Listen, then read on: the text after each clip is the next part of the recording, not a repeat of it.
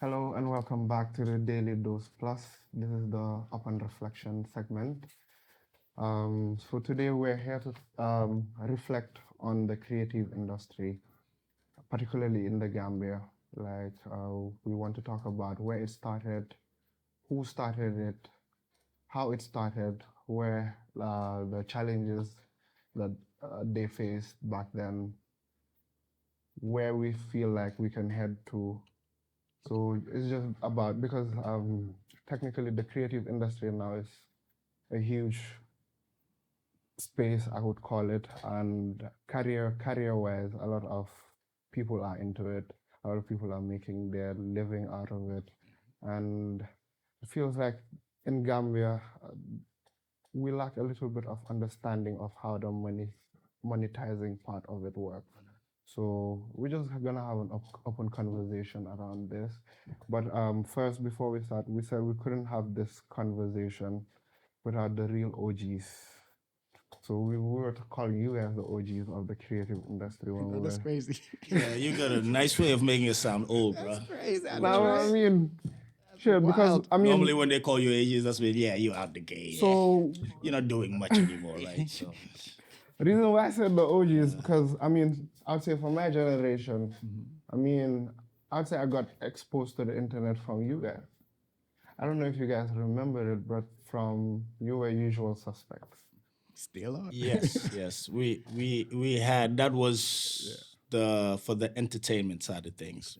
That was the music video making team. Okay, Exactly. music Right. videos. And we never got paid a dime for those things. 'Cause everything we did was just Well, I mean, This nigga. oh, sorry. Sorry. you good, bro. You good. my bad. Okay, so a lot of stuff that we do. Anything had that the you're doing connect. in this industry, what I would say, if you have a team, it's a teamwork, and that was the problem from when I came here. What I saw was like one person is doing every single thing. You know what I mean? From what I saw, and production is like when you see credits. Right. You know what I mean? It's like sound, wardrobe, makeup, directing. This is different things, right? So when I linked up with Banky, that was like okay, I don't got to do all this shit. This dude's doing this. I can focus on this, and that's the synergy and the teamwork that made Usual Suspects, Hot Ink Media, even Plastic Ink, all of that. Because, for people who don't know, Usual Suspect, this is Mohammed Momadou Black Mo, Money Making Mo. And this is Mr. Banky Gray Johnson. I'd say, I would first say thank you to you guys, because if I am sitting here today, tracing it back, it's from you guys, honestly. Because I remember from back when I was in primary school, not high school. Yeah, you used to come through. You used to be in the studio, especially working with Mo, with BNL. Banjo Night Live. You were definitely present at that time. Yeah, and I mean, even before that, like when you had the internet cafe. Internet cafe. Oh yeah, Back when I was in primary school, bro, Plastic Ink itself, when he just came in. $10 for 30 minutes. That's, Right. I mean, that's where I got exposed to the internet. Because I mean, again. That's where we started from. I had a Sometimes brother, I'll be so- forgetting about that. Yeah, Internet Cafe, that's weird. Downloading the movies. And I'll be there. all that for me was just carrying on from what I was doing, even in Atlanta. Even in Atlanta, my house was like the hub. All my homeboys would come to my house, like, oh yeah, internet. I needed. It was LimeWire. Oh man, the destroy your computers. Download like 100, wasn't it? But the beauty is, I had a Mac Mini. So I didn't really worry about viruses on my computer. Mac, that's when Mac was exactly. virus, virus free. You download everything from LimeWire. It'll be a fake whatever. Okay, delete, download another one. But then when I came here, though, it was crazy, right? So you come to Gambia, internet in America. This is 2008 now. We came a long way. So 2008, I came down here, and then 2009 is when I opened the internet cafe, and I'm paying for 512 speed for like $250. And coming from paying $100 for Comcast phone, Everything internet, in one, the whole package. the whole thing, $100, 1 gig internet. But it was a shocking thing, different. It'll take me like a week to download a movie that's 700 and something megabytes. We only had real, that's because back then, fine, there was Gumtel. But even Gumtel did not have their own gateway. We used to get it from Sonatel. Yeah, exactly. Senegal. Okay. Yeah, that was before the Ace, before the Ace cable and everything. So internet definitely was very expensive and very slow at the same time. Fast forward to today now, where I have Gumtel still. Gumtel. Gumtel know me. Trust me. But when it was crazy, how far the technology in the industry has come, right? In Gambia, and that's something, and I'd say we can be proud of, right? From when I used to have to pay my bill, I have to physically go to Banjo every month to pay my bill, bro. That was crazy. Have good internet. And now with like Asutech, they have Widget. Bro, my app, my internet, it tells me, it even they better than Gumtel. They tell me that because Asutech, you have to come with sponsor to show before we start calling out Asutech. So, as Banjo says, no free meal for nobody. Oh, my bad. Yeah, sorry. But they we appreciate the work he's doing.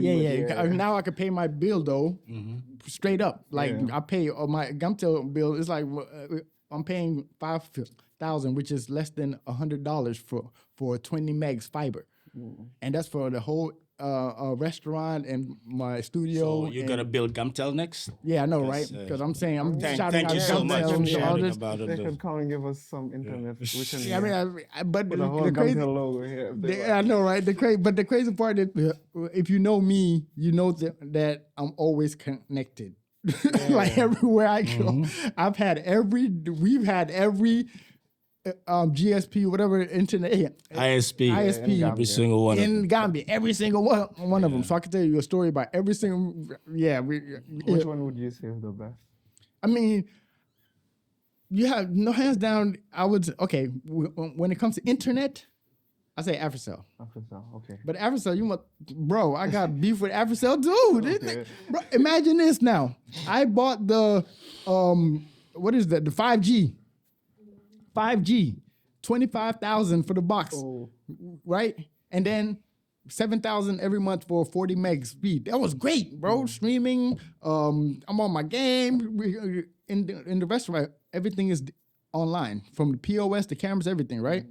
After a while, my internet runs out. I go to Africell, they're like, "Oh, you're using too much internet." What do you mean I'm using too much internet? I paid for unlimited, but they were like, you used I don't know how many terabytes, and we have a cutoff. Why didn't you tell me that when I was paying the 25,000 to be unlimited? Yeah, I thought it was unlimited, but it's not unlimited. But that was the fastest internet, but it's not unlimited. But then I would say Gumtel, because the 20 megs, I'm doing basically the same thing, and it is unlimited. Okay, and then you have... The only problem is the service. If something goes wrong, you're screwed. That's the only. I'm tight-lipped with Gumtel. I've gone through my battles with them, so trust me, I've been with. Right now, I'm just tired, honestly. And after a while, you get numb to these things. Yeah. So now I'm just used to it.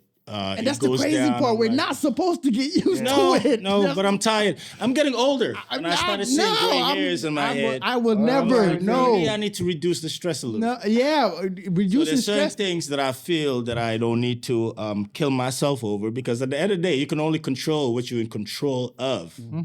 And if you're not in control of certain things, just let it go. That's why I don't talk about politics no more.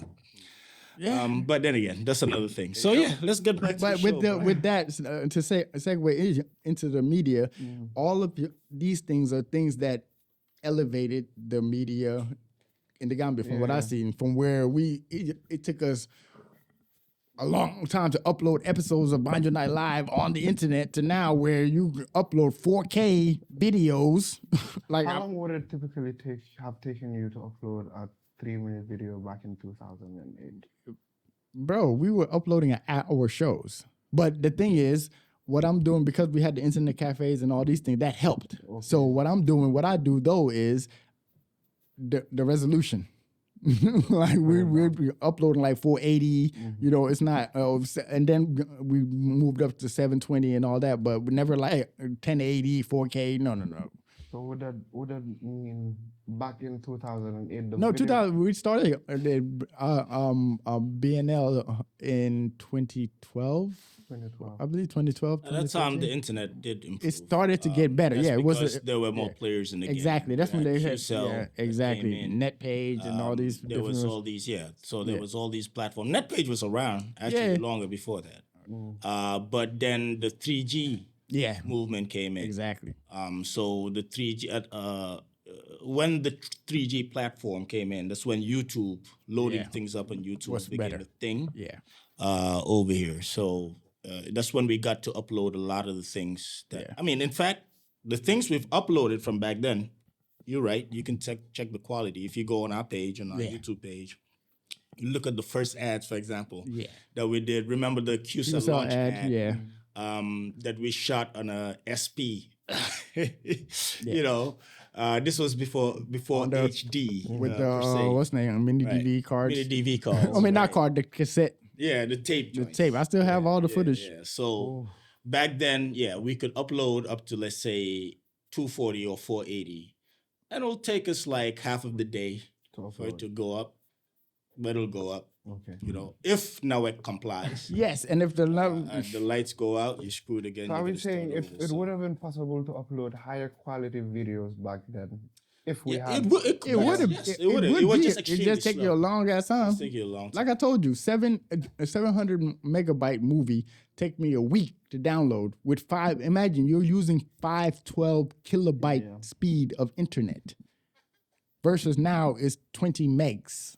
That's like how many upgrade up there. That's like a whole. You used to also do movie rentals. Then how did you download? That's what I'm saying. That's what you say. Okay, so my company, when I came here, of course, when you're doing something, you check out the tell us about your criminal enterprise. Yeah, exactly. I know it.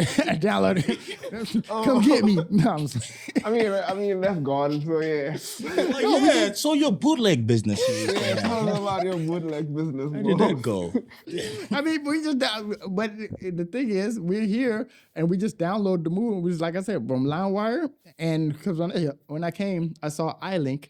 That's what they're doing. Everyone download the movie. That's how everyone was watching movies. Yeah, and then you have like I said, in Atlanta, I was doing that anyway, but not selling or anything. It was like whatever movies came out, we want to watch, we download music, all this thing, Napster, and all these old ass shit. Yeah. So now, when I come here, it's like, okay, same principle, but now I can make money off of this shit.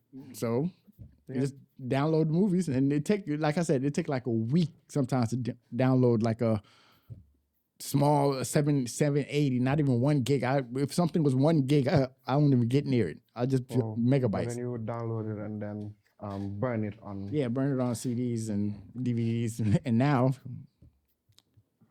Yeah.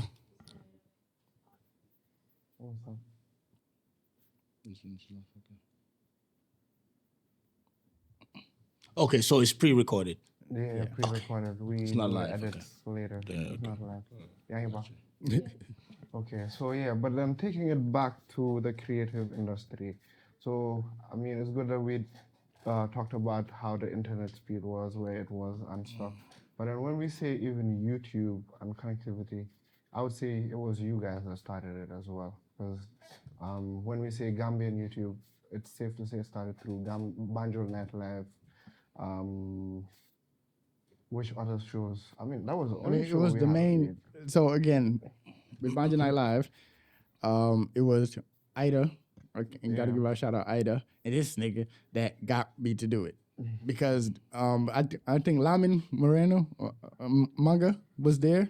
Mm-hmm. And he kept on telling us, you guys should do a show to bring to the thing. I'm like, sure.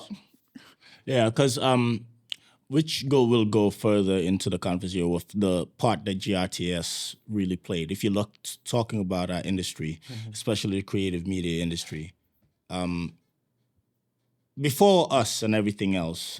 Anyway, but let me just answer your question right about now. So for Banjo Night Live, practically, that was the time when Lamin Moreno was there. I mean, Lamin Manga, sorry. Yeah, my SM.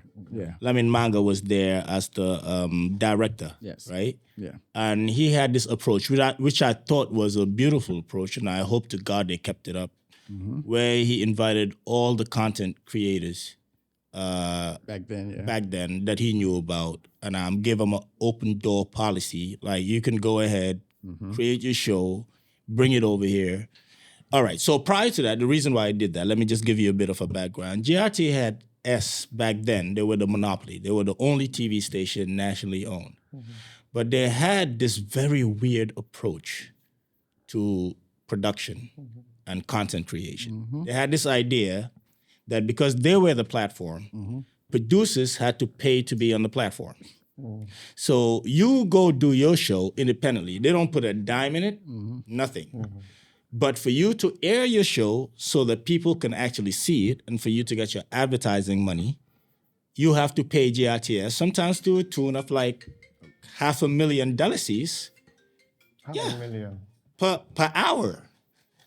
That's what it used to be, like for the shows. Yeah. Some will be like, okay, some will even, then they dropped it down, then it was like the entire show will go 50-50. No, it wasn't even 50-50. It was like 70-30. Yeah. We'll take 70% because we have the plan. It was very retarded, very backwards. And that had a lot to do with the slow growth of our production industry. Yes. I blame GRTS a lot for that. Okay.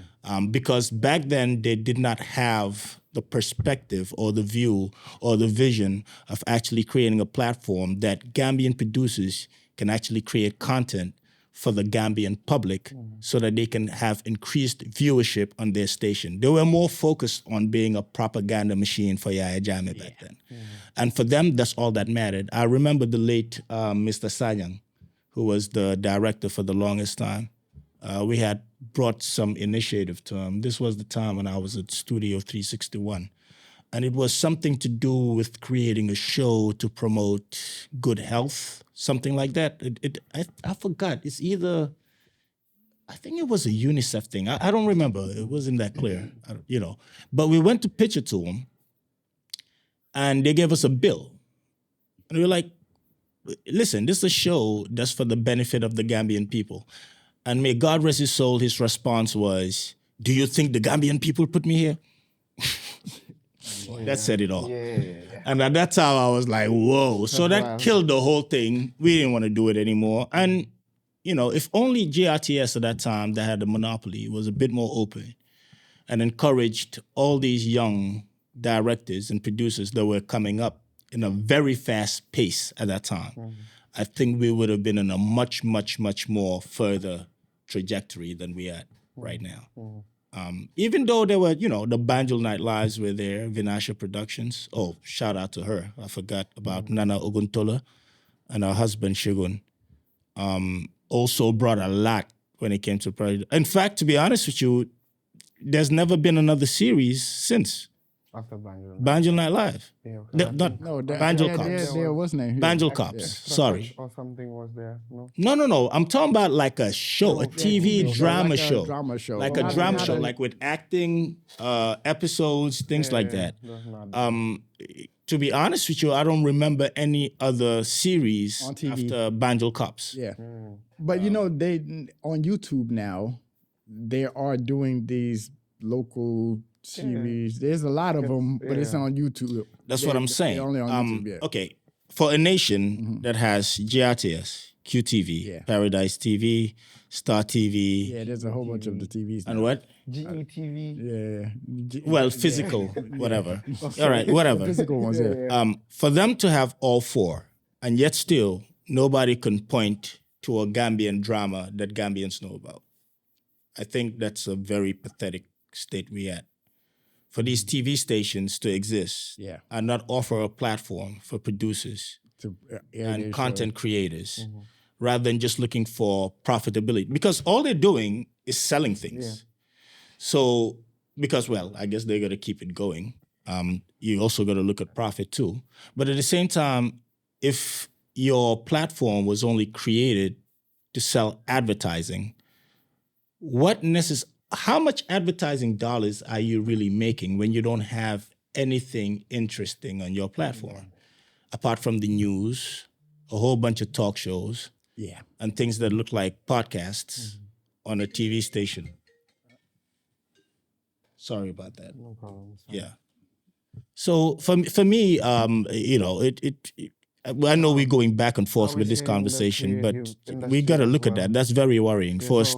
We've never had this many TV stations before in our history, and yet still, I can't point to any TV series that's really worth talking about. People are moving away from TV now and not going more onto online. Online mediums. Even though, all now, if you look at, but what's the let's look at Gambia. I'm just saying, if you look at it though, even though people, everything is moving towards online, in CNN, Cartoon Network, I mean not the all the channel TV stations in America, they are also online. Yeah. You know what I mean? Like every network, all these TV stations, every network is online. Also, they have the TV. What's the name? Because just yesterday, I'm fixing the Fire Stick and I'm looking at local news from Atlanta online, and it's free.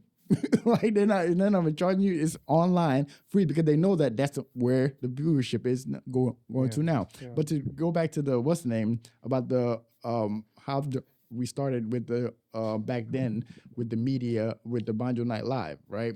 Because of them two, like I said, were pushing like, yo, let's do the TV show, because of the open door policy that Lyman Manga initiated. That's how come all of this started going. Like even with Ife and all these people were starting to create more to try to bring it onto the thing. Yeah. But the problem, like I was telling them, him and Ida, I was like, and the only Ida was, let's do it, please. And we were married to them. I have no choice, right? So because I knew what the production,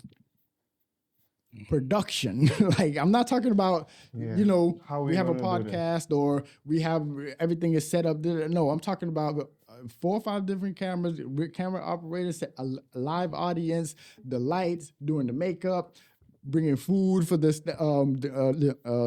guests, the crew. It's expensive. Like the whole not even expensive. It's a lot of work, and then on top of that, you're airing every week. So now, after you film all of that craziness with the live performance, live band sometimes, artist performance, and then the different segments that we also go out and shoot, like the word on the streets, who's next, up close, you know, all these different segments. It was like a variety show, right? Where we went out and did all these things and packaged it together. At the end of the week, we edit it and submit on Saturdays to air. But my whole thing was I was like, GRTS, yeah, okay, thank you, whatever. But I'm only gonna do this if we're putting this online. Okay. We have to put it and going. It touched on the monetization part of things, because I believe back then, as soon as we started monetizing, we wasn't making much, but we're making something. 200, 300. The most we made, I would say, is like 500 in a month. And monetizing online back then, you know, because I was like, and it was easier back then to get monetized from YouTube also. So the target was to do that, and I believe we were the first to have 1 million views on YouTube. But now everybody and mom got 1 million views. I mean, I'm looking at the stats. Some people like Jizzle and all these artists that upload their music. Then again, and just to touch on that also, what I was doing with the artists, like with ST, Jizzle, all these people, I'm like, yo, y'all music, put it online and you can sell it. Like you can because my sister Khadija, that's what we did for her album when it came out. When we did her album, what was that, 2010? We did her album launching and we put it on CD, baby. And we were offering all of that to all the artists. I'm like, I'm not gonna charge y'all. Yeah, I'll show you the way to make the money. And when you put it on CD, baby, it automatically goes to iTunes and all of that. All of these, and But then you get now, money. now I see the artists though, the music artists. I hope they still, you know what I mean, making money off of these streams and what's the name, Spotify and all these things, because that's money. Because anytime you put your music online to CD Baby and all these things, anywhere that is being used, your music is copywritten and you can get paid off of that. Even me, some of the artists, let's say Jizzle or ST or some of these people, when we years later, we got flagged for their music that's on Banjo Night Live. Because of they went about it. You're talking about people that have very good management. I mean, these people are institutions now. They understand that they're a business itself.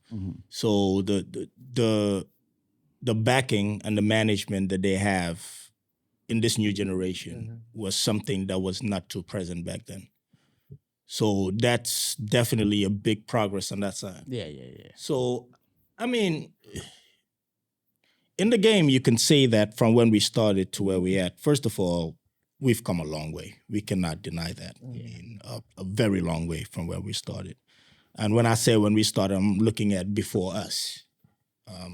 I think before the show started, I was even telling you like what I used to look up to in our industry. Growing up, like in the 80s, the billboards were not digital.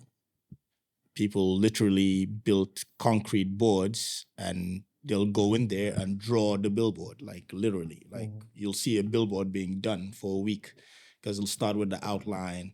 And one day somebody will come and paint out these joints, another one will come and paint out another. So like a week, then the billboard will be done. And they'll stick around for another year or two till it has to be refurbished again. Then they'll come through and paint it over again. That changed drastically in the 90s. And then once these GSM operators came in, like AfriCell and stuff, that's when the evolution really started. That's I'll say a revolution started in our industry, kind of. And that's really kind of the time we came in. Yeah. I was there earlier because I came here in 2004 because I was switching schools from the International Academy of Design and Technology in Tampa, Florida, to Howard University in D.C. So I had to switch my visa.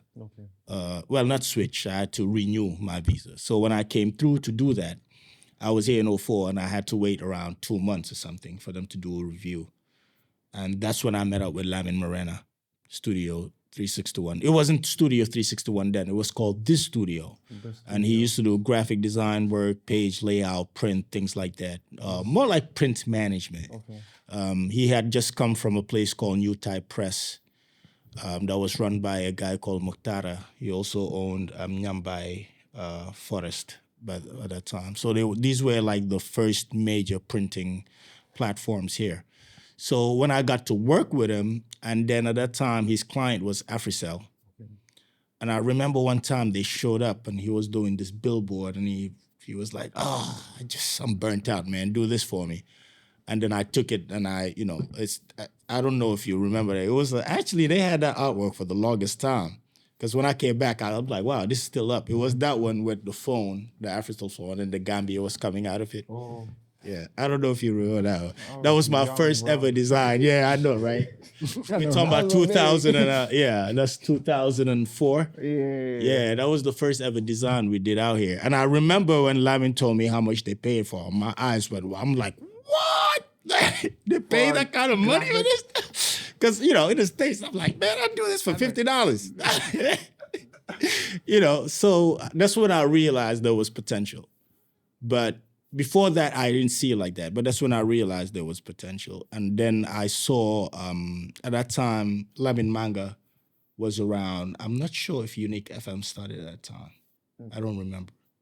But Lamin was around, and I think they had this outfit called D-Message.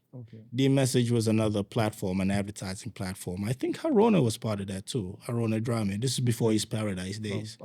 Yeah, so these were like the players back then. It wasn't that many of them, 04.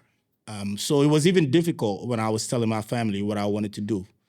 And my dad could just not see it. And my dad kept on asking if, why don't you, insurance is big business here. And, go do insurance. I wish I listened to him. Yeah, insurance would have been great. But, it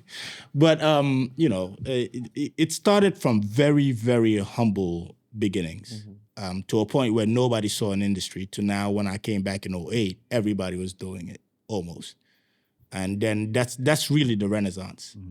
When we came back, because that's when, it was just design and print then, all the way to 05, 06, till, GRTS came in, and that changed a lot in the 90s. And GRTS opened up a whole lot, especially in the music game.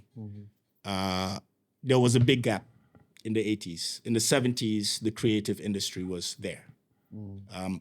Especially when it came to music. We had people doing music videos. Oh, the 60s, 70s music. I'm talking about before, just creative industry in general. Okay. Late 50s, 60s, 70s, Gambia musically was popping. Then after the 81 coup, there was a quell on that.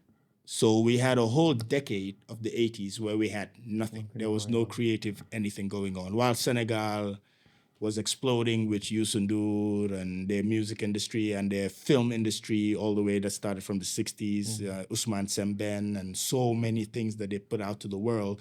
Gambia was just stagnant in the 80s. There was really nothing. And the only thing we heard of anything creative coming out of Gambia was not even out of Gambia. It was from Germany, and that was Demba Konta. Okay. That was in 88 or 89 or whatever. A Gambian doing reggae music in Germany. That was the closest thing we had to a national pride. We don't have a Gambian music icon that's internationally. Yeah. Oh, we did. We had Paps Toure. Yeah. We had Paps Toure. We had Super Eagles. We had Ifang Bundi. Yeah. We had Vicky Blaine that was signed to RCA Sony. Yeah, that was back. Yeah, Vicky Blaine. I'm talking about like the late 50s, 60s, 70s. We had names. Gambia was the Abdel hub. Kabir. Yeah, Gambia was like. We had Abdel Kabir. Yeah. That was in California, signed to what label was it? I forgot. We had names like strong international names. What was the documentary we did? Shout Gambia. Shout Gambia gives a little background. Yeah, backstory on a little backstory. Exactly. But if you go into the story, Shout Gambia is online. Okay, it's on YouTube. Yeah. That's when I learned about all of this. Like, back in the day, Gambia wasn't like the hub. It was a hub. It was a musical hub where people. Don't forget, Youssou N'Dour passed through here. Yeah. Youssou N'Dour was the equipment holders. The roadies, right? The roadie boys for Ifang Bundi. Youssou N'Dour was one of them for Super Eagles and everybody. There's a picture actually with little Youssou N'Dour standing there, and you see Paps Toure and Usu Signor and all those guys. Baba Mal did his first demos at Radio Gambia. Yeah, through my mom, who was the director back then. Director of programming. What happened then? How did we? So I wasn't alive to actually witness it, but from what I understand, after the 81 coup, there was a big crackdown on what the establishment saw as acts of rebelliousness. So things like public gatherings were banned. So of course, if you ban public gatherings, no shows. You can't have shows. You had bands that can't practice. You have, and not only that too, but there was also a crackdown, because if you listen to the lyrics of back then, Gelawar and Ifang Bundi, they were rebellious. Okay. They were talking about revolution and, rebellion per se. So they ostracized them to a point where they just could not survive in this environment. So a lot of them left. That's when they hit Europe. Some went, to the States, whatever, different places. And that disappeared. So they never groomed anybody else. So we had a whole dead decade of the 80s where really there was no creativity you could point to, unless when it came to the commercial arena. And that's when the emergence of graphic design started popping up. And it takes, that's what took me back to these billboards that they used to build. Some of them still exist. If you go down the Banjo Highway, you'll still see those. Those things were built a very long time ago, and they're still standing there. And then it evolved. Then when GRTS came in, that's what opened up the visibility of creativity. That's when artists started coming back. People we just used to hear about, now we can see a face attached to the music. Maslow. Was the videos being done by Gambian? Yeah. All the videos were being done here, and mostly on GRTS, because they had cameras. So artists will come there, and they'll do a whole music video in the studio. Yeah, so that some will do it in a garden. There was a lot of those, a lot of videos in the garden. Jaliba Koyate, they all had videos in the garden. They were always in the garden. So then the start of the new wave came in. My brother JGJ did the first hip hop album, Live and Learn. Did the videos for it. I can remember because one of them was shot at the house. And then right there, the explosion started. The Fugitives pop out of nowhere. Black Mauler, what's the name of the group? Born Africans. Then there was just an explosion, boom, and that went on all the way to the 2000s. Like from 96 to the 2000s, that was the real explosion of the new Gambian music. But it was still rough. It was still underground. It was still not commercially accepted as such. The young people knew about it, but it wasn't cool enough to dance to. We didn't hear it in the clubs. Does it have to do with culture back then, or? Yeah, because then, first of all, a Gambian musician, if you have been lacking something for so long, when you hear of it, especially when you don't know the history of it, you're not even confident in yourself. You're not even sure if you're cool. So you're like, Gambian music? So some were receptive to it, others weren't. The older generation clearly did not care for it. They called it foolish or whatever.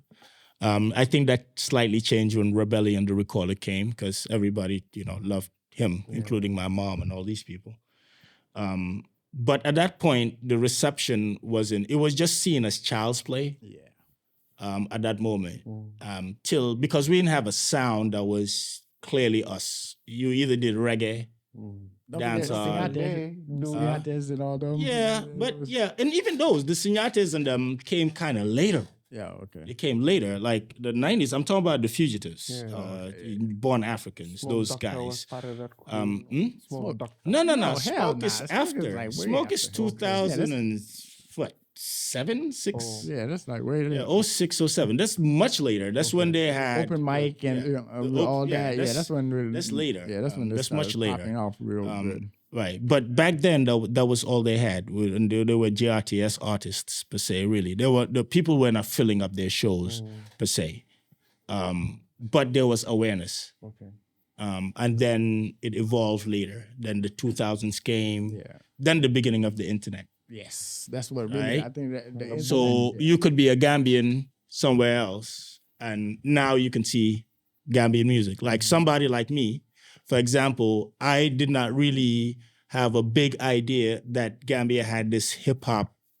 I knew about the reggae, but I didn't know that the hip hop evolved that much till one day I'm at my cousin's house. MTV2 is on. Remember, MTV used to have a second channel called MTV2. They used to play mostly music compared to the MTV that went, I don't know, play reality TV, whatever.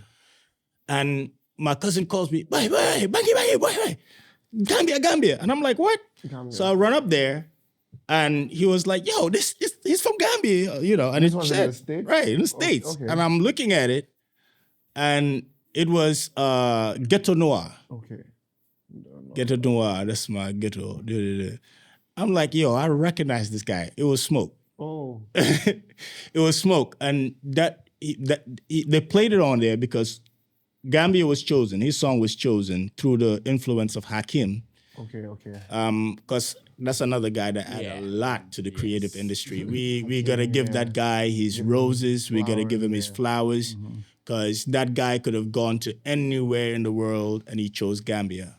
If you don't know who Hakim is, Hakim used to be part of the Boys. There used to be a group called the Boys. That's still Back now in the till today. 890s. Motherfuckers Today will be it's like, considered "Oh, the Boys." it's considered one of the most legendary boy band groups after New Edition. I watched their documentary. Right, Yeah. Die My Heart. What's the other one? Aisha. Was it? I had never. They had so many songs back then. When I was a kid, I used to listen to them. I used to emulate them and their dances and everything. Yeah. I mean, I wasn't there metal with Michael Jackson. yeah, they were groomed with them. who don't I mean, know, they were in the Sunland- industry. They were Sunland industry music, babies. I mean, Sunland music. right, in Sunland Gambia, music, yeah. and then after that, he left all of that to come find his roots, and he chose to come to Gambia. And when he came to Gambia, that's when the sound started having. Stepped up because A signature. He even produced Khadija that whole album. And he found a formula where he found the flute and he found the balafon. He didn't do much of the kola, but it was mostly the balafon and the flute that he had kind of merged in. And of course, after when he went to Senegal, the tama came in too to create Vivian sound. That's all Hakim. Hakim gave us the sound all the way to Youssou N'Dour. He revived Senegalese music. He gave them that sound. What do they call it? Hipmbala? Yeah. Yeah, Or was it Rockmbala? It was Rockmbala, then Hipmbala. Oh. Yeah, that's all Hakim. But he came to Gambia here. Mm-hmm. Right. And he said, you got a hooked house up. here. Yeah, I mean, he's Got a Gambian. child So here. mad props to Hakim, man. You know, so when he put on people like Smoke Dog and started creating their sound, that's when the hip hop started having a more solid, recognizable sound. It was not necessarily very right. We haven't gotten there yet, all right? But it started having a unique sound. And then that created the evolution. Then before you know it, the music video came in. The music video game came in. And that, to me, from my perspective, was champion. I mean, I'm talking about how they make music videos now. Yeah. The guy that introduced that is Ife Igori. Yep. Super graphics. I remember being in the States once again, and Uz's friends. I forgot his name, man. You know, one of his rich friends that used to go on holidays from here, and he went over there and put me on to DLC. That was Bars and Killer Ace. Okay. And then he showed me the video, and I'm looking at the video. Back then, I'm doing film studies. I'm all into videos and videography and things like that. And I look at it, and I'm like, wait, who shot this? And it's like, I don't know. But so I'm looking, I'm like, super graphics. I wonder who the hell that is. But I'm like, God damn, all right, well, it's coming along with, I mean, the whole thing, like the set. Yeah. How he had way the better mic, than the the whole- GRTS. Right, like proper, like MTV type based stuff. You know what I'm saying it was still rough around the edges, but it was well done. Concept. The concept was ill and everything. So I started looking at that like, man, we going places. That I like this. And and around that time, I think 2 years later, that's when I came back home, 08. And I came in 08 just when a year before Open Mic Festival had started. That was Wagan. Me and Wagan linked up in the States before I came down here. We had an outfit in the States where we had a little label that had international artists in there. We were trying to be the next Rockefeller at that time. The dream still alive. But unfortunately, it didn't work out. Wagan had to come back home for certain reasons. Our other partner got locked up. And then, it was just me after a while, So I was heavy in my graphic design or whatever and my creative. So when I came and I saw Wagan on that tip, I'm doing the creative or whatever. That's when we said, you know what? Let's create an outfit to also support this industry. And that's how Usual Suspects came about. Okay. So what we did was we always listen, we'll look out for whoever we thought was dope. As long as we like the music, we'll invite them like, listen, we'll do your music video for free. And that's how we did Ages of Weapon. Yeah. The first one, Gunji. Well, Gunji, Drive-By Cruising. Gunji. Yeah, Gunjino. Vexman, yeah. Drive-By Drive-By Cruising. Cruising. That was the first one, yeah. Because, I asked him which of the songs that you want to make the next single, and he chose it. So we did that.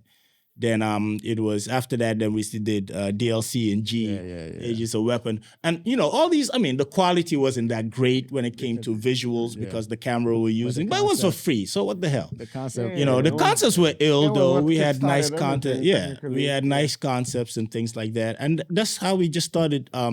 Complementing that side, and then we made sure when we were on the corporate side, we made sure we always, with the clients we dealt with, they always put aside a budget that we can always push to that. Okay. So we did that for the longest with MoneyGram, Global Properties, all these people that were working with us. We'll always tell them to put something aside for them.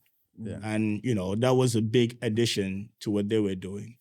And at that point, and all these things. I whatever believe that events and to all us, this, it was like the golden age at that time because, this is before the money was coming in. Yeah. So everybody was very united. System Yeah. technically. Right, everybody was working with everybody. We had a strong ass synergy. I used to be so proud of our industry. Yeah. 'cause, But the beauty of it is to tie it back to Banjo Night Live is there's a track record of all this. If you go online right now, you can see all the big artists back then when we on that platform. and for the for all the artists, what we would do, especially with the up close, like we go to Bitcama, we'll go to wherever the hell you are because before we invite you to come on the set, like we go to wherever you are, and then get you freestyling with your boys, do a mini interview there, and then you see the hunger in everybody's face.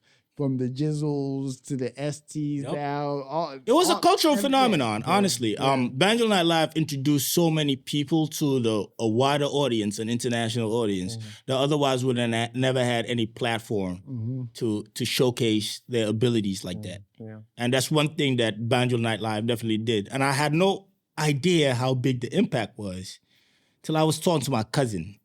Now, my cousin is, I know exactly what you're about to say. I have a whole bunch of those messages in our right. So my cousin, I would have never guessed in 1,000 years that my cousin will even be watching that. And he was like, no. I mean, that's what keeps me up about Gambia. Like, I mean, I don't like listening to politics or whatever. So if I want to know what's going on, I just watch Banjo Night Live. Then I have an idea of what the scene is like. That's how I find out what clubs to go to, things like that, or blah, blah, blah. Okay. And he was in the States. Like, he lives there. He only used to come through here. But to keep himself abreast of Gambia and just to stay hip to things, that was his platform. Okay. And that's what I told him. I'm like, bro, do you have any idea? He's like, I know, I see the numbers that he... Yeah, because I had no idea. Yeah, of course. Yeah, the analytics and everything. Look, I'm like, oh, wow. And then the thing is, because back then, now everybody's like freedom of speech. I can say whatever I want, I can do whatever I want, right? Yeah. But back then, we had guys that we had to maneuver through to... Jammy days. Yeah. Jammy days were ridiculous. Yeah, and then the crazy part is, there's lots of messages. Well, I forget about Gambia, but I watch your show. I hate Gambia. I don't want anything because John is there, blah, blah, blah. But I watch Banjo Night Live because we try to stay apolitical, but with a little bit of twist. That's where the word on the streets come in, where we ask the questions. But sometimes, like when the impasse happened, and every time what we were doing was using technology to advance, right? Because back then, when the impasse was happening, live was started, like going live was starting, it was getting bigger, like not everybody goes live, but it was getting there. So what we said, okay, just in case something happens, we're going to be live, but we're going to record the show with the camera and then edit it later and put it out on the what's name. And that kind of saved us when the thing happened. And then we were asking who's going to be president. And then the guy came, was like, Jamie, you got to go, blah, blah, blah. And then the other NIA guy was standing right there. And they had the right here. Yeah, right here. They had the lights. They had the barrage. Yeah, they had the brigade right here, and then they came rushing like the barricade. We were on live. We were on. This was it's still there. We were on live, and then it was like, "Come with me." What are you saying? I was like, I don't control what he's saying. We just asking the question, who's going to be the president? Who do you want to be the next president of the Gambian? That was the only question we asking. And then, but the guy they knew that time was up though. I think they knew the time was up. So all he did was like, okay, yeah, you can't be saying this, da, da, da, da, da. And then what's name? Pundit erased Honey man. You erased everything. And we're like, we don't have anything on the camera. Why did you erase it? They wouldn't even know how to get into it. Yeah, we could have shown them anything else. That's crazy. And also that, see, the Jamit. No, the thing is, with the Jamit, even with that, with the question that we were asking, it was satire sometimes. Like, we asked certain questions that we were like, they wouldn't even know. Like, when they watching it, they didn't even know that we were asking, we were talking about them with this, you know what I mean? But anybody else who was watching was like, oh, I see what you did there. Like, the comments, they were like, I see what you got. It's funny. Well, it was absurd time. So, exactly. no, what I wanted to say, the Yaya Jamit, it was a paradox. Like, it's okay. So, because of him, in a weird way, because of him, the creative industry exploded. Yeah. But without government support whatsoever. Yeah. All right. But because also it was a dictatorship and freedom of speech was quelled, we had to find other outlets to release our frustrations. And that pushed the creative industry to become more creative and work with little to do a lot. While being anonymous. Right. Yeah. And it also goes on to show you how oppression pushes creativity. And at the same time stifles its limits. Yes. Because we could have been much bigger. Right, yeah. Much more of an influence in West Africa. Okay, at the time when we were emerging with the Senegal had their hip hop industry a long time ago. Okay, but the hip hop industry, I know, but I'm just saying this: the hip hop industry took off in the 90s. Around the same time, GRTS and the Gambian industry was just started. Now, if Gambia had the backing, as much as Senegal had the backing, hip hop was an English-speaking language at that time. We're an English-speaking country. Yep. All right? I think we would have been seen almost foot to foot right about now where that industry is right now. But because nobody cared about that industry, and also Jammeh looked at them as nothing but pawns he could either use or people he could crush. If he didn't like you, he could tell people not to play you on TV. That used to happen. MLK, Doreham, that song. When that song got popular and people were saying it, he told him to cut off that damn, he hates people saying that, Doreham, like, Doreham, like, he was that crazy. Doreham was banned in the country. Right, so because Doreham he saw it as a slight to him. Yeah. Dictators, I mean, you see Donald Donald Trump now. In the Gambia, You see Donald Trump now. We had that already before. All right. So, so he stifled a lot of expression, but at the same time, too, because of him, it exploded the self-expression. And it went further. Through the creative field, I can go further to even say the online creativity, like the emergence of Balafon, for example. Yeah. That was also a big part of Gambian creativity because that was another platform that looked into something that most people either forgot about or ignored, which was the spoken word, theater and spoken word. All these things were ignored. Yep. I grew up in school when we used to do theater in school. How many public schools right now have theater and drama in their curriculum? Doesn't exist. The arts departments are being slashed and cut off in public schools. I went to St. Augustine's, okay?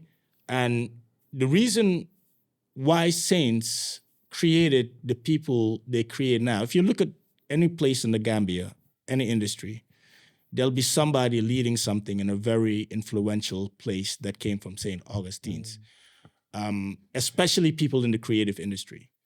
You name any single one of them, chances are the majority of them went to St. Augustine, especially people from our generation, from Haruna Drame all the way down to me.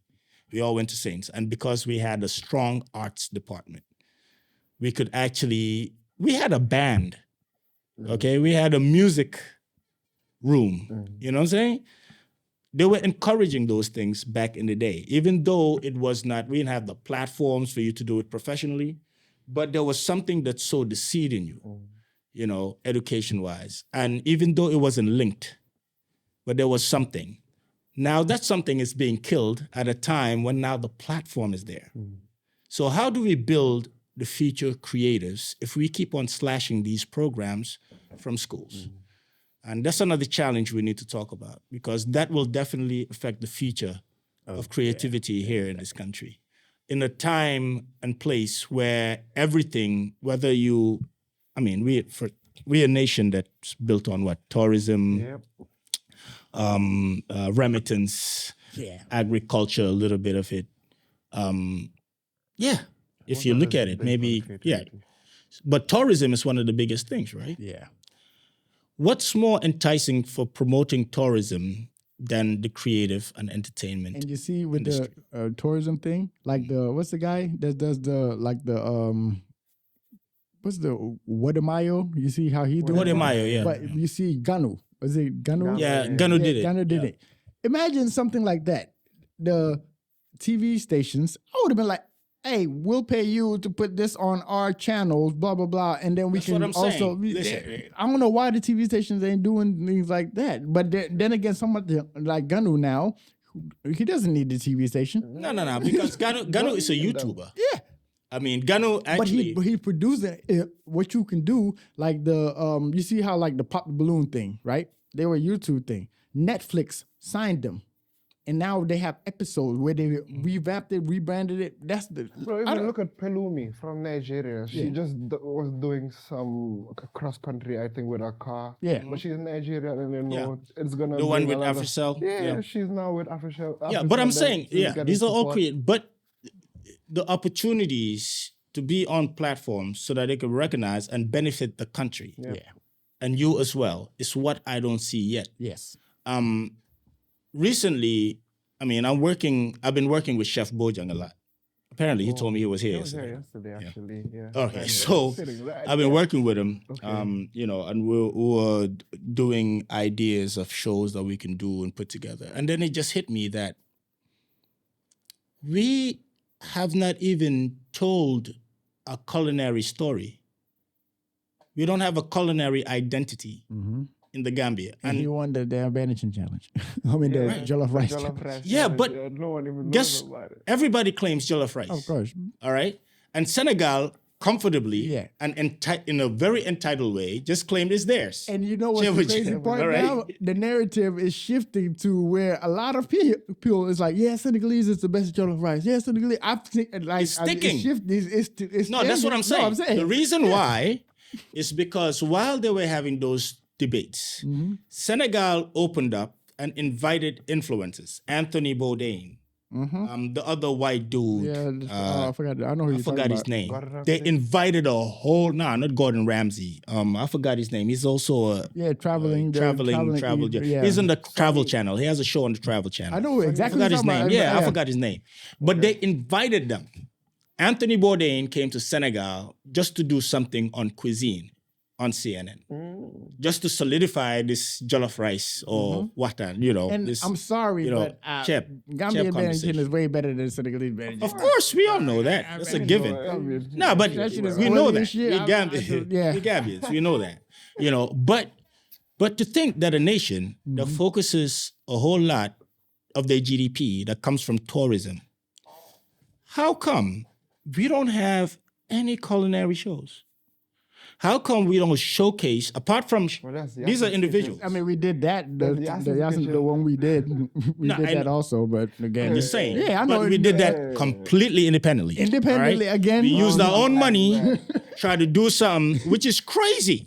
All right? Something that benefits not only you, but the nation itself. Yeah. A country that really relies on visitors coming in should be promoting their country 24/7. And it's amazing to me that I've never created some kind of funding platform or some kind of grant platform to allow individuals to have when you access do these things, to showcase these things about your country so that it attracts more visitors. For me, and even more. The biggest one of them, if you talk about tourism anywhere, especially right now we have a lot of Africans migrating back to Africa, trying to find their roots, the diaspora, the repatriation or whatever. I mean, the return to returnees. If you talk about roots or slavery or whatever, the whole story is based on Kunta Kinte. Yes. Kunta Kinte is from Gambia. Right. But But okay, so all right, The Roots so Festival. all right. I've always said this, and I say this. So anybody that knows me, I have this analysis of Gambia, and nobody's gonna change my mind on it. Gambia is still in a colonial state. Why? Everything is inwards. The government is structured to protect itself. Everything else is a drop-off. There's nothing prioritized for the Gambian and the public itself. All right? Therefore, nobody looks outwardly. Everything is done inwardly. Yeah. What can benefit? The government itself. What can keep us here? Yeah. What can make sure we keep on winning elections as long as we just stay here, keep on running. So you see all these sectors, instead of looking at what can benefit these industries and look outwardly, they're looking inward. And the little bit needs that to they're change. trying to do is like a ping in the thing. It's like they have Yeah, but the bare minimum. That's what I'm saying. They have a bare minimum stance on anything. Okay, the IMF says you need to do from 2% to 5%. Okay, we did 2, we good. Boom, check. Next. Done. Right. A country like this should have definitely aligned the most creative people in fashion, culinary arts, music, film, and say, now, these are the things we want to sell. We want to tell our story, and we're going to put it out there in the world. I'm saying all this to go back to what you were talking about, the roots. Have you read the book? Yeah. How does the book begin? I mean, doesn't bring him from... It describes the location of the Atlantic Ocean, a place called Jufure, Gambia. That's how the book starts, automatically giving you the complete power of owning something that's about you. What did we do to market roots? I don't remember that time when they sent their team to consult with me. Yeah. And they showed me what they were marketing towards, and I looked at them and I was like, "You joking, right? Are you serious?" They were selling it to Europe, to Dutch people, and Belgians, and I'm like, Why? the roots. This is a story of Yep. of Africans that We were have everywhere taken right now. off of our continent and got taken to the Americas. Your focus needs to be the Americas. Go and promote roots over there. Go to the HBCUs. Go to the Caribbean countries. Go to all these places where people, the majority of the population that's there, have been dying to figure out where they came from. They want to know about their roots. That's why DNA testing and Now it's, Ancestry.com, heritage, heritage, all these things have become so big in those populations because they all want answers. Go and take that and show them, like, this is your place. This is what roots is from. Every American knows about roots. They watched it in history class or whatever. All right? There used to be every Black History Month used to play on PBS. All right? They all know about it. But you are not even making an attempt to talk to them. You're going to England and Europe. What connection do those people have to this? So there's a lack of imagination. I mean, There's a complete lack of. You know who owns the roots now? Ghana. Yeah, that's what I'm... Ghana owns the roots. Everyone's going to There's Ghana a roots festival in Ghana. Yeah. And they have tourists coming in all year Yes, round. and the same flight you'll take from the States to come to Gambia, those people going to the Roots Festival are on that same plane, but they're telling you they're going to Ghana for the Roots Festival. You're like, the Roots, that's Gambia. You're like, no, baby, that's Ghana. We've been going there for the last 3-4 years. And they're making a whole lot of money out of it. Yes, they've created a whole economy based off of that. That's because they have people that have a vision, imagination, and are creative enough to know what they need to do to promote their country and bring the right people there for the right things. And the crazy part about here is how do you say it? The culture of mediocrity. Like you said, the bare minimum. We're a bare minimum nation. Like we are, and it's in everything we do. Bro, that when bring me a door, boom, door. It's a hole, yeah, but it's a door. Yeah. Okay. The crazy part is, like, when I first got to Gambia, the thing that always pissed me off is, fi Gambia. This is how we What do do it. you mean Figambila? What's it? So you Because we branded that ourselves. like Figambila? Like what do you mean Figambila? In America, if you go to America, right? Just to break it down, they don't They even say say this is America. that's the thing. But not even this America. You go in Atlanta, Georgia, Scottsdale, USA. They were like, this Scottsdale, motherfucker. What are you talking about? Not even the whole United States. They talking about this is Conifin. What are you talking about? You know what I mean? That's how much pride and like. Yeah, but the histories are different. Yeah. We come from a place when the average Gambian can't tell you confidently their history. Yeah. One. Because we don't know it. No, one. Yeah. Number two, the country is not branded. They told us that we were the smiling coast. You know how insulting that is? Yeah. Oh, we are poor, but we are so happy. We smile. Yeah. You know, it's the perfect thing for the, the dancing, smiling Negro. Yeah, with the the watermelon. jigaboo. Yeah. That's what we sold as. So you that believes that your only job is to please these white people. Yeah. By the way, the worst white people you can find. The poor ones. The brokest, bottom of the barrel, ignorant as hell. Yeah. British folks. Yeah. That come through here and they're only happy because it reminds them of the good old days When they where a owned black your ass. servant used to serve him. And that's what they're reminiscing on. That's why they come here. And that's the crap we keep on getting. So if you have a people who believe that their job is just to please some white people, you won't think much of it yourself. So they feel Gambia, la. Yeah. We are mediocre. They know dole. We are not much. We are nothing. We are smiling people that do the jigaboo dance. So that's what needs to change here. Yeah. But thank God, though, I would say. No, with- I think Exactly, yeah. no, Jame.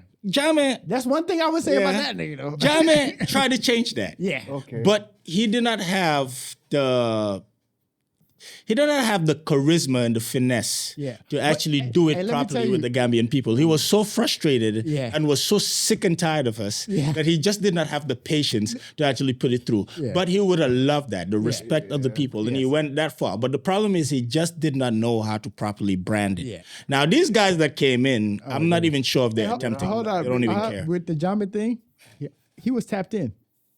Like he watches Banjo Night Live. yeah, That was yeah. the, He that knew was what the- was going on. He watched everything. He was What was tapped that? in to the point where they sent Ida, whatever, you know what I mean? Like he was tapped in. I would say that part. That's why I was like, okay, we have to be careful. What we're But doing. at that time, he was tapped in with everything. This guy used to Yeah, he was. call MLK. He asked for MLK's whole president Yeah. as if for an artist music video to be dropped from it. What does that tell you about how petty was that dude watching- was? That dude was super petty. And then again on GRTS, there was nothing else really popping up. And that was like the big thing Saturday. Yeah, Boom, you and that was his tune thing. in, yeah. Agreed. I mean, up to today, I think GRTS is still dying. People don't really watch it. I don't know. I didn't even know GRTS was Like still on. every other public institution, like Gambia Ports Authority, like NAWIC, like Gamtel, like GRTS, they all suck for a reason. Mediocrity, number one, no vision, and nobody gives a damn because people have been there for so long. It's nothing but a cash cow for them personally. There's no imagination added to it. Nobody comes up with hold any. on. There's no So, innovation. Doing work for Gumtail, They just right? don't care. And then this dude, he'll create some crazy shit, nice design, this and that. I'm like, nigga, Gamsel. bro, That was Gumtail, yeah. Gamsel. I was like, bro, listen to me. What we learned from Ife, if they like it, we love it. Why the fuck you killing yourself? This is then we can change this stuff in the other aspects of what we're doing. We can be creative, but when it comes to a company and you're giving them the flyest design with the vision, with the branding, with the what do you call it? The text, the word, the messaging, everything. You give them the whole package, and they come like. Yeah, give me back my crap. What are you doing? Are you thinking outside the box? Get back in the box. Bro, to the point where you tell this dude, I'm like, yo, why are you killing yourself? They wrote the check? Fuck it, they give them that. I'm like, come up. Why are you gonna kill yourself? It's different when you have clients that were like, okay, like me.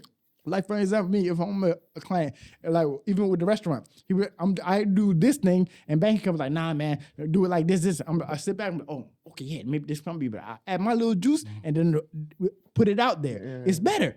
But I'm not just gonna be like, nah, Banky, this is what I like. This is what this is. No, it doesn't work like you're that. You're not even a graphic designer. You don't even know the principles of text. Bro, use, and I'm not even that. Right, I'm telling you the whole messaging from the branding to the what you're gonna. Everything is done for you. Like this, what you're gonna do for a 6-month period. This is your marketing thing. Nah, we doing this one. Yeah, because like I said, at that time, don't forget that these institutions that we just mentioned, most of these were political appointments. Oh yeah, that too. Also. So they only were there to please one person. Yeah, like that's why I'm saying, like Jamia Times was weird, man. Mm-hmm. It was not really a mandate for the betterment of the company or the people. It was all about one person and how to make them happy. So if you were there for a certain thing, going back to that same company we just talked about, there was one time when I did this design for them. The color was green, and to complement it, I added yellow in the background. Yo, I got a call. I didn't even get it from the marketing guy. I got it from some lady that was like their boss. I forgot her name. And she was like, hello, ki kan la ni? Muna dega Olaf. Muna go wow. Muna ma gis nga man nete bi. Génneel ma ko mu set. Wait. What is nete? Yellow. Oh. Muna ma gis nga nete boobu. Génneel ma ko. Dama bëgg a gas setalal ma ko mu génn fa dem set. Wait. Hey. Suñ colors yi are green. Yeah. Okay. Jërëjëf ma il problem. Yeah, got a problem, okay. Bro, the same thing. Remember when we did that? And that's when I just came in, and I remember because I was working with Labin. And Labin was like, what they said, I told him, and Labin was like, what I tell you? Just do what they tell you. No, remember? No, what's the name? When we did the first professional photo shoot for our current president. Remember that? Right. Dog, Gambia is not a real place, bro. We took a green screen. Because it was supposed to be for cropping for the very first very clean picture that Lana did. Right. We took a green screen and we put it there to take the picture because it was we cropped out for the billboards or whatever. Yeah. We put it up there. It was like, but the green. Oh, yeah. And then it hit me. I wasn't in my mind. It didn't. Nothing clicked like that. Right. I had a blue screen and a green screen, but I had both. I had blue, but I put the green up. That's when the gang wars was real strong. Yeah, I wasn't even thinking. You had the greens, the yellows. I was not even thinking, bro. Yeah. But right when the lady said that, I was like, oh man. You're like, nah, you're not gonna see this. I was like, no, this is just the what's that? I had to. But then again, you don't blame those people. Green was traumatizing at some point. Yeah, I guess. Everywhere was green, bro. It was traumatizing, bro. You saw a green vehicle. Oh my God, they come here to arrest. Yeah, green. But then within the conversation as well, we've mentioned there's something that you mentioned that I think also is hindering a lot of creative in the Gambia, which is, like you mentioned before, there was a lot of collaborations. You guys saw eye to eye on a vision on this is what we want to do. But then as we can see recently in the Gambian creative scene, there hasn't been much of that going on. Why do we think for me, there was a drop on that?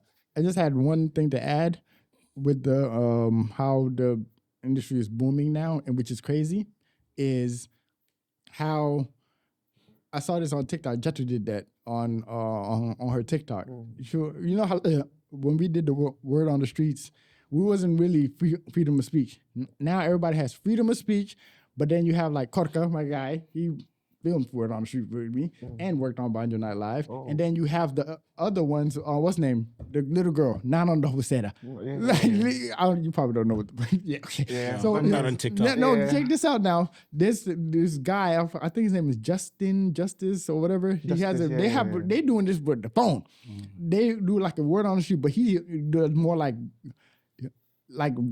I'm gonna say cringe, but asking crazy ass questions to little bitty kids, and they giving crazy ass, and then the Senegalese people taking those things and making TikTok thing, making that shit go viral. You You know what I mean? And then again, to link back to the monetizing of things, right? I don't know how the TikTokers and all these people are doing their thing, but they can be making money off of this thing. Like the what's this guy? American something, I don't know. Network. Famous, yeah. All these people. He has 1 million something subscribers on TikTok. And I'm acting, I had the one guy, Abdul, where I did a what do you call it? Like a influencer deal with him for the restaurant for like a 3 months or something. So I asked him, are you making money? You have followers. Are you making money off of this? He was like, yeah, I signed it up to UK and my mom. I was like, okay, good. I'm hoping all of them are doing certain things like that. That's how, with the monetizing thing, because the problem is, even now in PayPal in Gambia, you can't receive money from PayPal. Yeah.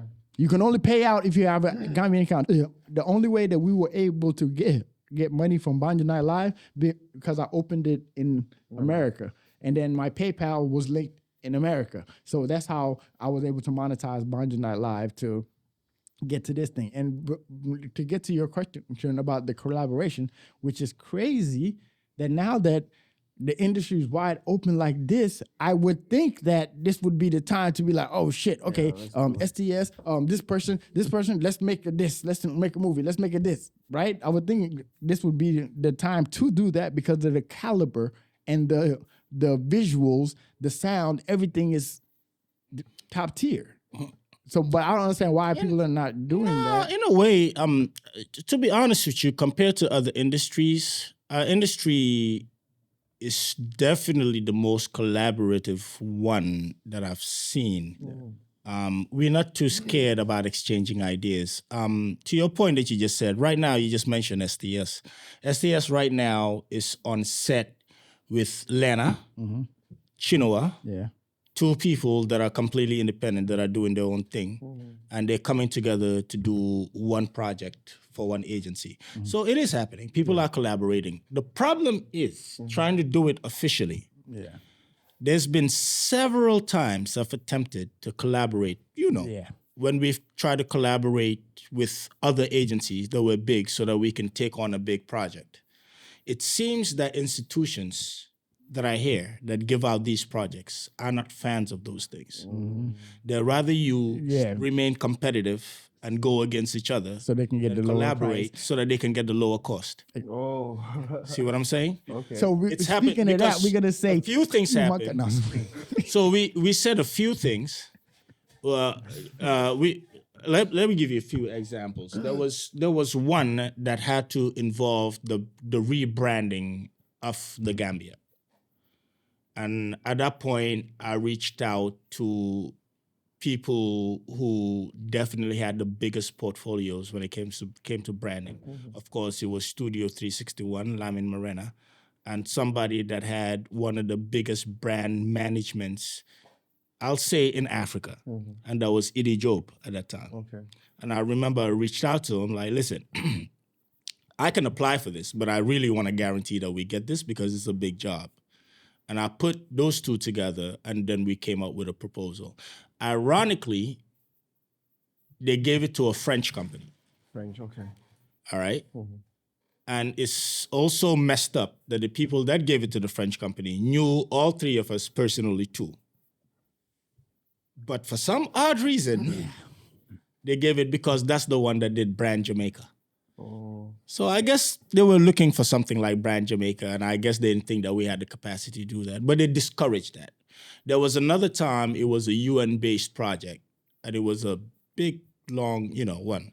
And it involved, there was videography involved that had to showcase some music videos or whatnot.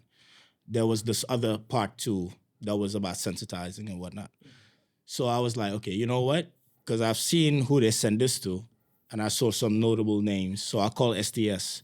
I was like, listen, this just came to you? Say, yeah. I'm like, all right, cool. Listen, how about we combine, you use your music video portfolio, I use my sensitization portfolio, then we can get it. That means that it'll be solid, because trust me, nobody can beat that. And we turned it in, and it was given to the lesser company I never even heard of. And that's what I came to realize, that because of our pitch, they thought it was just more expensive. So I try. These are just two examples. Yeah. I've done this over. Thank you. I was just about to say. I don't even remember how many times I've done that. Has given ideas to so many companies here. With, like I told you, I did choose something. That's the thing with the partnership that we have. Like I'm not looking. I know what banking can do when it comes to getting us the projects. And I know the ideas that he can implement. That's why I love working with this dude, right? So when we work together, he'd be like, no, just handle it yourself. I'm like, bro, just come here. I do some shit. I say it. And then, I've seen that before. No, seriously.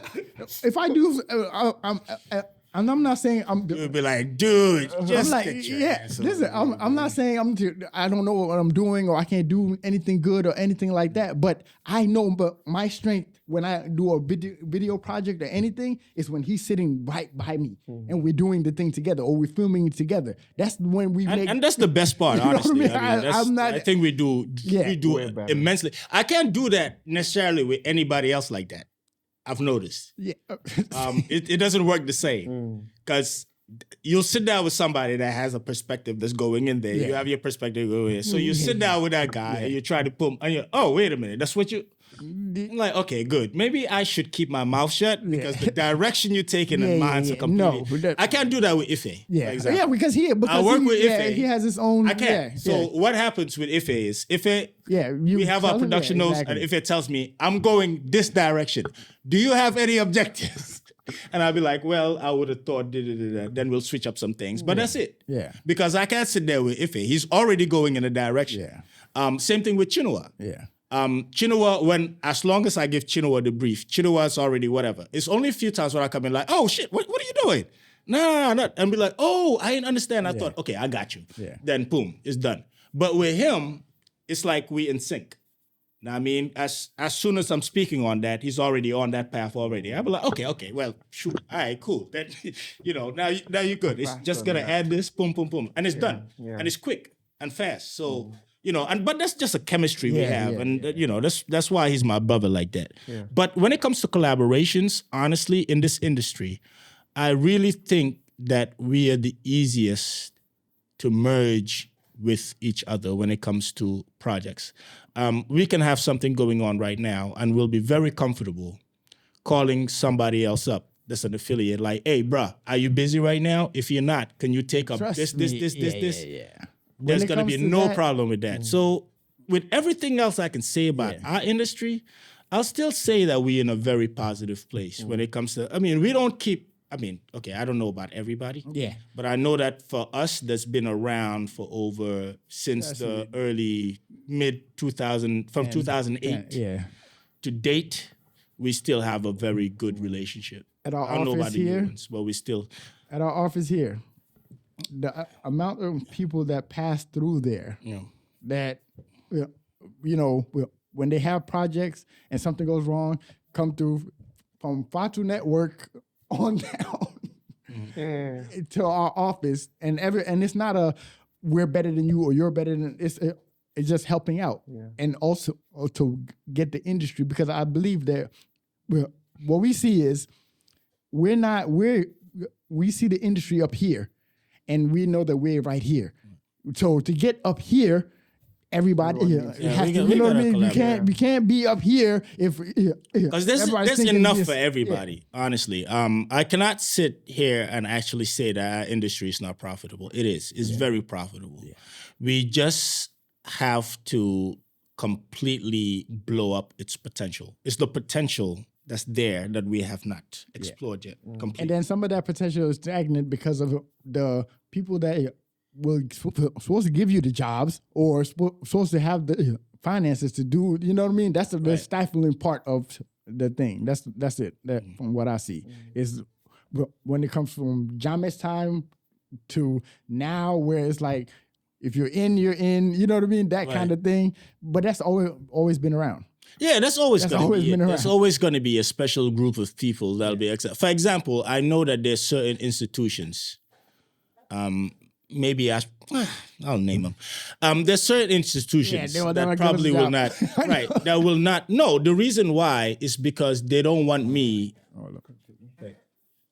Go ahead. Yeah.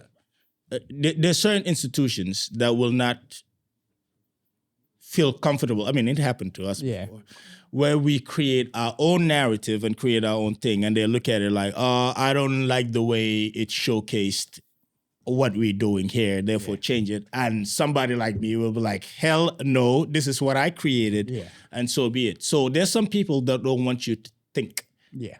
There's some people that just want you to do the job, no matter how damaging it is, how misinformed it is, and how completely, sometimes it's just devious. I mean, there's a project that went on here, you know about that, where convincing Gambians the techie fee thing.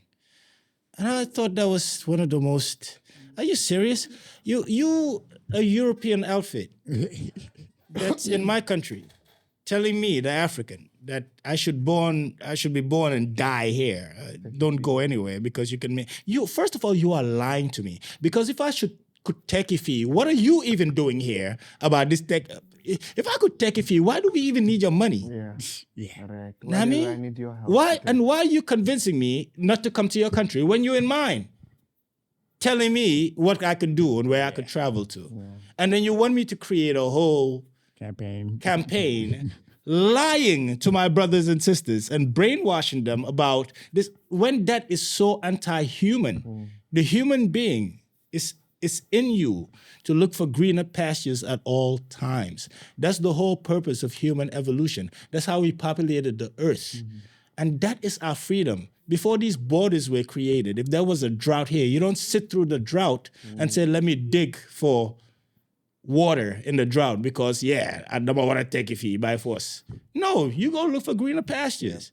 So that was just a lie. And I hated that campaign to the, and once I did that, we did that flight mode project or whatever. They took it off there. They did? Yeah, we didn't go for tours. We went for one, and that was it. They took it off because the message we were sending was not aligned with the techie fee lie. It's a lie. So that's how flight mode came about. Flight mode was about that. Okay. Right. But I mean, they sponsored it, but I don't think they saw it. They sponsored it, then they saw it. Oh, shit. Yeah, and I remember the reaction was like, man, dude. That's something also a lot of people should take note of, because when you're creating these kind of campaigns, it's not just for the money, but also the influence you have. Yeah, you have a conscience. I mean, I'm a Gambian. I'm a bona fide Gambian.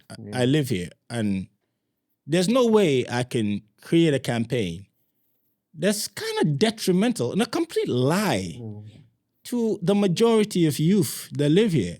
To make them believe that it's your fault that you are not taking fee. Like it's not about the government, the situation the government has left here. It's not about the environment itself. It's not about the lack of access to opportunity.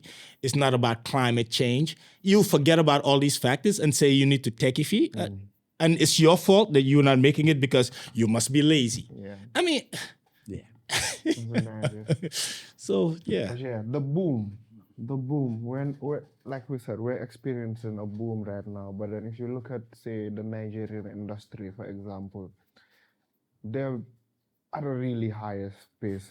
They've been since naturally. But then I think also when you look at us, when we say the big people, we've mentioned it here in Gambia, the creative industry, everyone's doing everything. Like, we don't have specialists on certain things. So say for the videographers, which I know, someone would be doing taking the video, the same person is doing the light, the same person is responsible for sound, the same person is responsible for the set. So I think also if we have people concentrated on specific skills and bringing them together, we would be able to create perhaps better quality visuals or whatever. I agree. Yeah. And I'll let you answer that, because you did a lot to change that, especially with your Banjo nightlife crew. You actually had the light man, the sound man. I think that was the first time I actually saw a complete team that was handling different things based on what they specialized in. It's funny that you mentioned that because I just had a meeting with the international outfit some weeks ago, and they were talking about that. And one thing we all agreed on was something that we forgot about in the production industry: sound. Yeah. So we don't have enough sound engineers. The quality of sound is not really that great. It's just recently with the last documentary that I did with Ife, which is the solo sending story. That's the first time with a lot of projects that we did together. No slight to you, Black. I already know. I mean, I'm not a sound person. Yeah, but that's the first time I heard the sound and was like, yo, am I the only one? And it's funny because Ife was like, bruh, I think this is the best sound we've ever had. You know, and I was like, man, whoever that dude was, let's keep him. Yeah. You know, but yeah, you're right. We focus so much on the camera and maybe the lights and the visual and completely forgot the sound. And the reason why is because most of us came from the line of doing music videos more than the line of doing drama and actual sound design when it comes to it. You know, when you used to do music videos, the sound's there already. It's laid down. It's just visuals. Right. So you don't care about the sound too much. Because a lot of us had that background. Coming into this, there's a very few of us that have the experience with sound design. But it's changing. The emergence of Mohawk, that's doing a lot with that. Sinyate. That's doing sound design now. JSC Malang, Malang Fati. Shouts out to Malang. And even definitely like when my sister came for her documentary, they hired I forgot the guy's name. He but when we were even doing the podcast with Saul, he was the one who that's all he's doing, the sound. That's all he was doing. I forgot his name, but what's the name of his name? But that's one person. That's why from that now, whenever we're doing projects that involve sound, I'm like, okay, we're gonna hire a sound person. Because to be honest with you, we've done documentaries that could be award winning, but the only thing that murdered it was the sound. There's a documentary that we did, and I remember Issol Williams sending me a message. Issol Williams from BBC. It was like, bro, with my influence, BBC, I swear to God, I could have pushed this.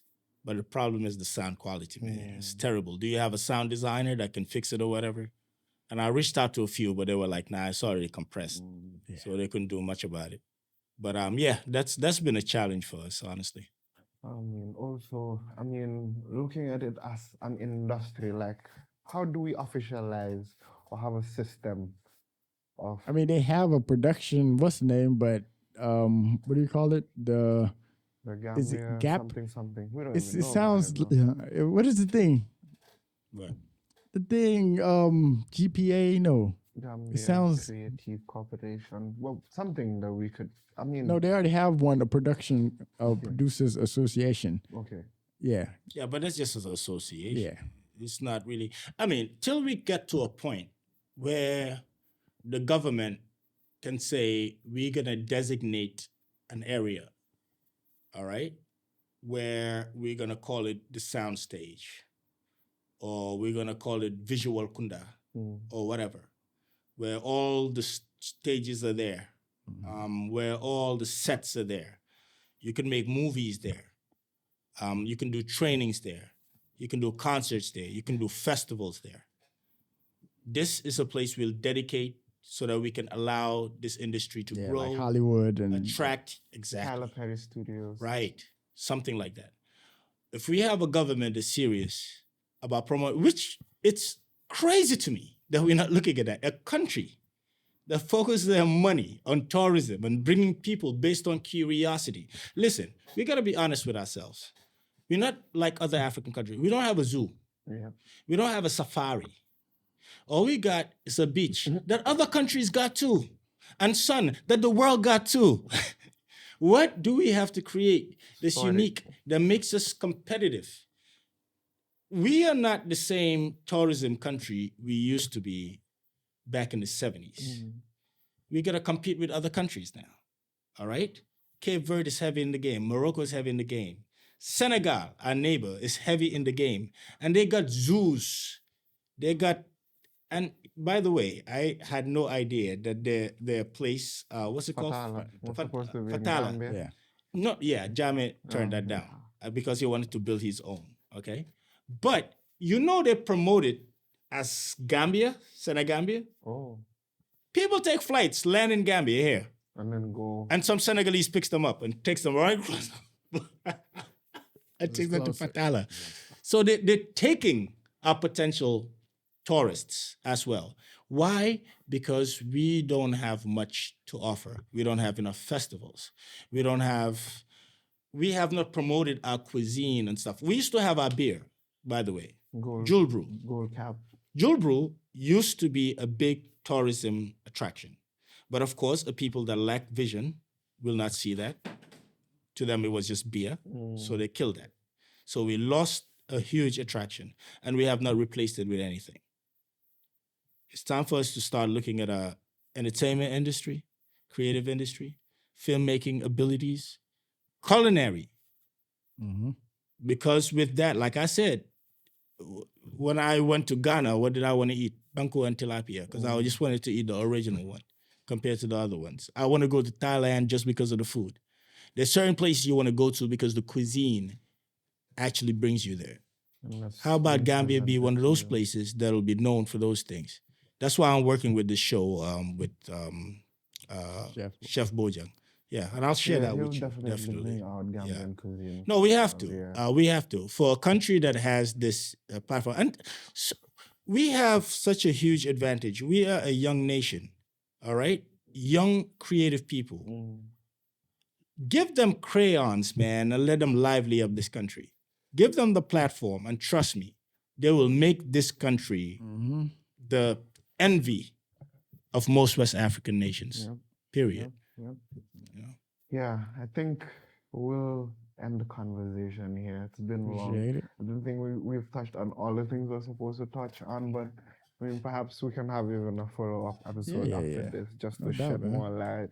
But before we leave, what advice would you give to anyone who wants to get into this industry based on your experiences and the challenges you've gone through? What's something that, say, if your son or your daughter is coming into this one thing you're gonna tell them, okay, don't do this, or do this way?